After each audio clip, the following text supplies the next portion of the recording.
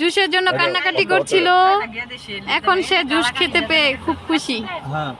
এই যে আয়াত ওই সামনে, হ্যাঁ ওয়াটারমেলন ছাড়া খাবে না। ওই সামনে। আয়াত, তুমি জুস খাচ্ছ? এই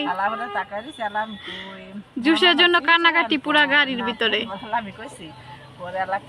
এখন সে খুশি। যাই হোক, অবশেষে আয়াতের জুস খাওয়া শেষ। এখন আমরা ফুচকা খেতে চলে এলাম। ফুচকা খাওয়ার জন্য আমাদের বাসার পিছনে একটি স্পেশাল ফুচকার দোকান আছে, সেখানে আমরা চলে আসলাম। তো আশেপাশে আয়াত ঘুরছিল জুসটা নিয়েই। এই জুসের জন্য সে মহা কান্নাকাটি করেছে।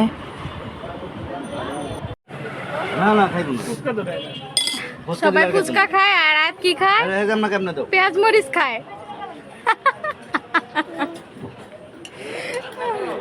পেঁয়াজ মরিচ খায় আয়াত। আজকে শুধু বায়না।